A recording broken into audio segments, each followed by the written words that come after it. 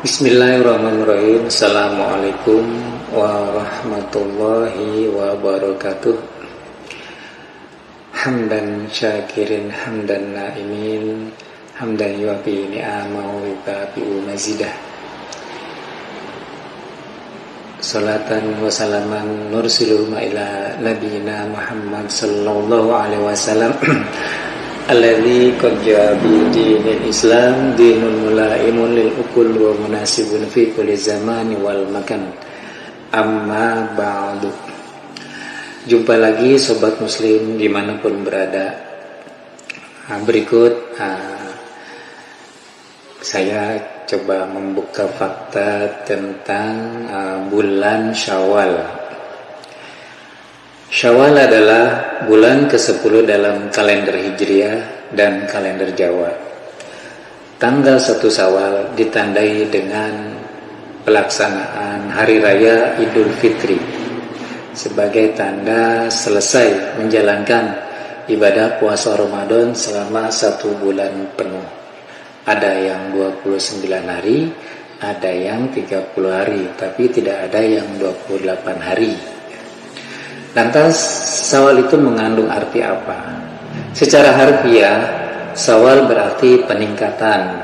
Secara ma'nawi, Syawal dapat diartikan sebagai masa peningkatan amal ibadah di mana sebelumnya selama sebulan penuh ditempa habis di bulan Ramadan. Dan di bulan Syawal ini bagaimana kita harus tetap jaga dan kita tingkatkan. Lantas, apa maksud bulan Syawal memiliki makna meningkat? Makna meningkat dari bulan Syawal sendiri secara harfiah adalah bahwa peningkatan ibadah sebagai hasil dari ujian selama 1 bulan penuh di bulan Ramadan. Umat Islam diharapkan mampu meningkatkan amal kebaikannya di bulan ini. Lantas banyak pula yang di bulan Syawal ini adalah orang-orang yang menikah. Kenapa? Pertanyaannya adalah kenapa banyak orang yang menikah di bulan Syawal? Nah, fenomena ini terjadi di umat Islam khususnya di Indonesia ya. Jadi adapun alasan menikah di bulan Syawal itu adalah semata-mata karena menjalankan sunnah Rasulullah yang menikah di bulan tersebut. Diketahui bahwa Rasulullah menikah dengan Siti Aisyah pada bulan Syawal. Gitu. Jadi bulan Syawal adalah termasuk salah satu bulan yang bagus untuk menikah.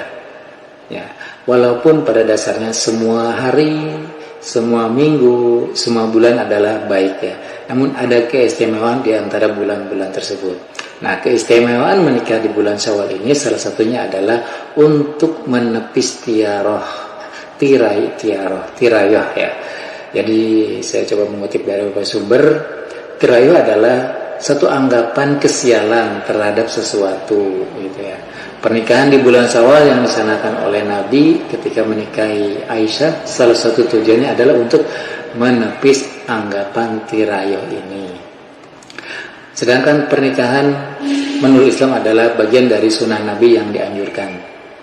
Nah, itu karena pernikahan merupakan ibadah yang dapat menyempurnakan agama seseorang.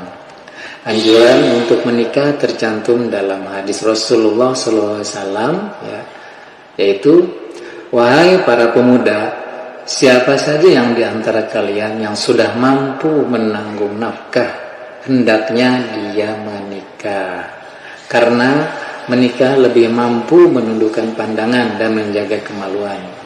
Sementara siapa saja yang tidak mampu, maka hendaknya ia berpuasa. Karena puasa bisa menjadi tameng dan penyelesaian syahwat baginya. Hadis riwayat Bukhari dan Muslim. Kemudian ada pertanyaan lagi, kapan waktu yang terbaik untuk menikah? Ya, dalam Islam semua bulan seperti saya sampaikan tadi adalah baik. Namun waktu yang paling dianjurkan untuk menikah adalah di bulan Syawal karena memiliki 2 keutamaan. Yang pertama adalah mengikuti sunnah Nabi. Syawal merupakan bulan yang baik untuk menikah karena pada bulan itu Nabi Muhammad SAW mempersunting ibunda Aisyah radhiyallahu an. Disampaikan oleh Aisyah radhiyallahu anha, ia berkata bahwa Rasulullah menikahiku pada bulan Syawal dan beliau menggauliku pada bulan Syawal. Maka siapakah dari istri-istri Rasulullah yang lebih utama bagi beliau daripada saya? Salah seorang perawi berkata, dan Aisyah merasa senang jika para wanita menikah di bulan Syawal. Hadis riwayat At-Tirmizi. 2. Keutamaan bulan Syawal ini adalah melawan syirik. Bahwa tujuan Rasulullah menikah dengan Aisyah di bulan Syawal adalah untuk mendobrak kepercayaan lama masyarakat Arab pada waktu itu. Mereka beranggapan pada Syawal adalah bulan sial, sehingga tidak diperbolehkan untuk melakukan kegiatan apapun, termasuk menikah.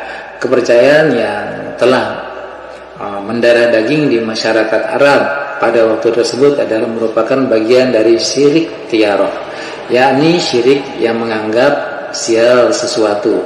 Diriwayatkan oleh Abdullah bin Mas'ud, Nabi Muhammad SAW bersabda, tiaroh adalah kesyirikan.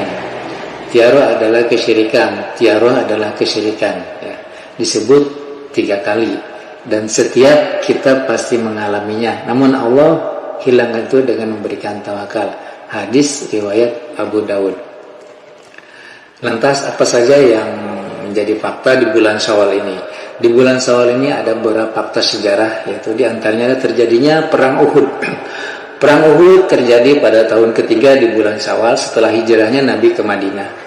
Sebagaimana yang telah disebutkan oleh ulama sejarah seperti Imam Ibnu Katsir dalam salah satu karyanya Sirah Nabawiyah Ibnu Katsir, dan Syekh Muhammad Said Ramadan Al-Buti dalam fikih Sirah Nabawiyah, bahwa perang Uhud terjadi disebabkan rasa dendam orang-orang Quraisy kepada kaum muslimin karena terbunuhnya saudara-saudara mereka pada saat terjadinya perang Badar. Pimpinan mereka mengajak rakyatnya untuk menuntut balas atas kekalahannya. Selain itu juga sebagai bentuk pemulihan kehormatan kepada masyarakat Arab setelah mereka dipaksa mundur dengan kekalahan dalam perang Badar. Dalam perang ini pasukan umat Islam terdiri dari 1.000 orang yang dipimpin langsung oleh Rasulullah SAW dan disertai dengan 2 tentara kavaleri dan 100 pasukan mengenakan baju besi. Nabi juga mengutus 3 panglimanya, yaitu Mus'ab bin Umair, Usaid bin Hudair, dan Hubab bin Munzir. Sedangkan pasukan Quraisy terdiri dari 3.000 orang yang dipimpin langsung oleh Abu Sufyan, yang disertai dengan 100 tentara kavaleri dan 700 pasukan yang mengenakan baju besi. Alhasil, dalam perang ini kaum Quraisy berhasil meraih kemenangan dan bisa memukul mundur umat Islam. Itu fakta sejarah yang pertama yang terjadi di bulan Syawal. Fakta sejarah kedua adalah Perang Khandaq, atau yang lebih dikenal Perang Parit ya. Perang Khandaq ini terjadi pada tahun kelima di bulan Syawal setelah hijrahnya Nabi ke Madinah. Perang Khandaq diikuti oleh 3.000 personil umat Islam melawan koalisi kaum kafir dengan kekuatan 10.000 personil.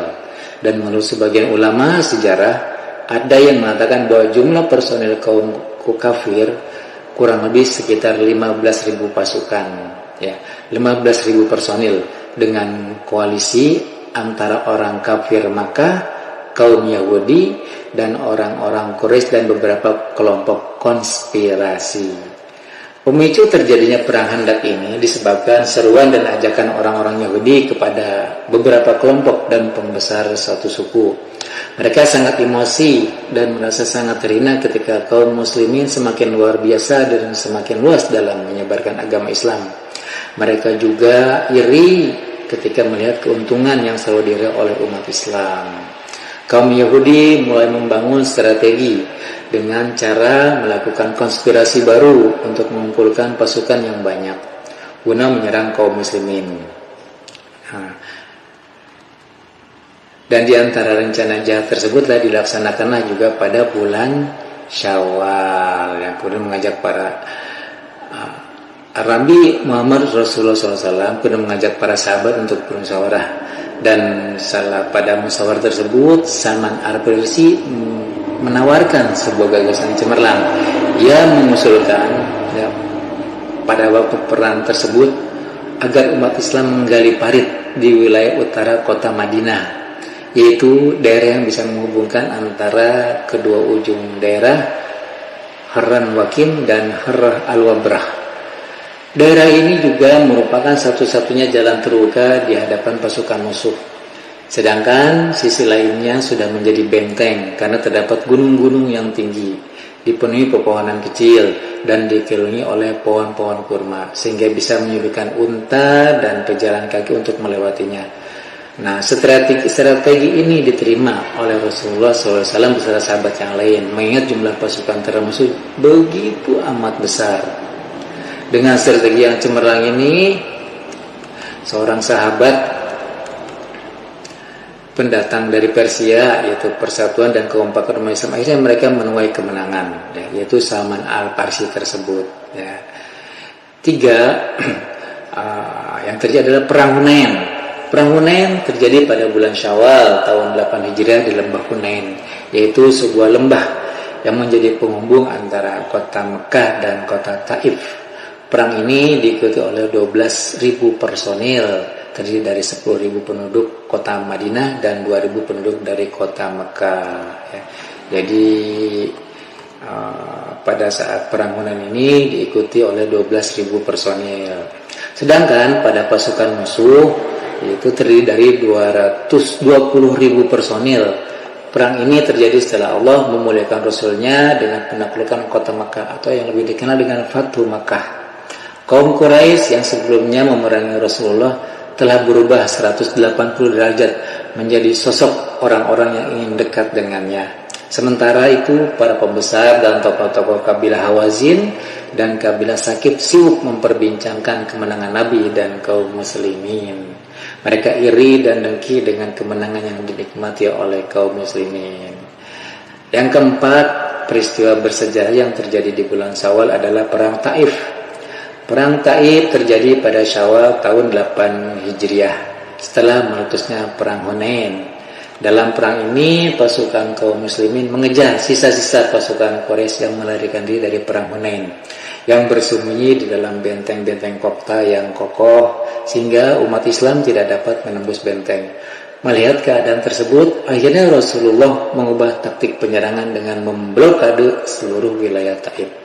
Pada akhirnya penduduk Taif ini menyerah dan menyatakan keinginannya untuk bergabung dengan pasukan Islam. Ya, perlu saya sampaikan pula bahwa daerah Taif ini termasuk daerah yang dingin, di mana di sana banyak ditanam buah-buahan, sayur mayur, ya, tidak ubah seperti kalau di Bogor, yaitu adalah di daerah puncak.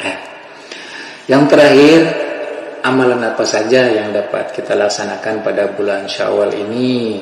Ada 6 amalan pada bulan Syawal yang sangat dianjurkan oleh Rasulullah SAW, yaitu diantaranya adalah silaturahmi. Ini sudah pasti karena bulan Syawal ditandai dengan perayaan Idul Fitri. Nah, setelah Idul Fitri ini gitu kan, disarankan bagi umat Islam gitu, bahkan sangat dianjurkan untuk melaksanakan puasa Syawal selama 6 hari.